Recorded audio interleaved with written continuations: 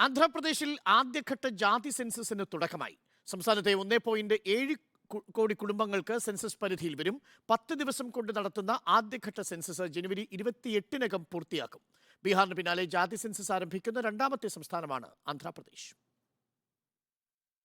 Doctor BR. അംബേദ്കറിന്റെ 125 അടി ഉയരമുള്ള പ്രതിമ വിജയവാഡയിൽ അനാച്ഛാദനം ചെയ്യുന്ന ദിവസമാണ് ജാതി സെൻസസിന്റെയും തുടക്കം.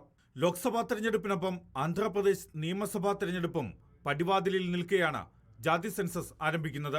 പട്ടികജാതി, പട്ടികവർഗ വിഭാഗങ്ങൾ, മറ്റ് പിന്നാക്ക വിഭാഗങ്ങൾ എന്നിവയുടെ കൃത്യമായ കണക്ക് കണ്ടെത്താനാണ് ജാതി സെൻസസ്. 2 ഘട്ടങ്ങളിലായാണ് ആന്ധ്രയിലെ ജാതി സെൻസസ് നടത്തുന്നത്. സെൻസസ് വിവരങ്ങൾ മൊബൈൽ ആപ്പ് വഴി രേഖപ്പെടുത്തും.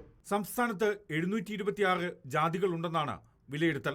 ഇതിന്റെ അടിസ്ഥാനത്തിലുള്ള വിവരങ്ങളാണ് മൊബൈൽ ആപ്പിൽ രേഖപ്പെടുത്തിയിട്ടുള്ളത്. രണ്ടാം ഘട്ട ജാതി സെൻസസ് ജനുവരി 29-ന് ആരംഭിക്കും. 5 ദിവസം കൊണ്ട് രണ്ടാം ഘട്ട ജാതി സെൻസസ് പൂർത്തിയാക്കും. ആദ്യഘട്ടത്തിൽ വിട്ടുപോയവരെ രണ്ടാം ഘട്ടത്തിൽ കണ്ടെത്തുകയാണ് ലക്ഷ്യം. 2 ഘട്ടമായി സമഗ്ര ജാതി സെൻസസ് പൂർത്തിയാക്കാനാണ് YS ജഗൻമോഹൻ സർക്കാരിന്റെ ശ്രമം. ഫെബ്രുവരി 15ഓടെ സെൻസസ് വിവരങ്ങൾ പുറത്തുവിടാനാകുമെന്നും സർക്കാർ കരുതുന്നു. രാജ്യത്താദ്യമായി ജാതി സെൻസസ് നടത്താൻ തീരുമാനമെടുത്തത് ബീഹാർ സർക്കാരാണ്. ബീഹാറിൽ 2 ഘട്ടമായിരുന്നു ജാതി സെൻസസ് നടത്തിയത്. ഇത് തടയണമെന്നാവശ്യപ്പെട്ട് പട്ന ഹൈക്കോടതിയിൽ ഹർജിയെത്തിയെങ്കിലും അംഗീകരിക്കപ്പെട്ടില്ല.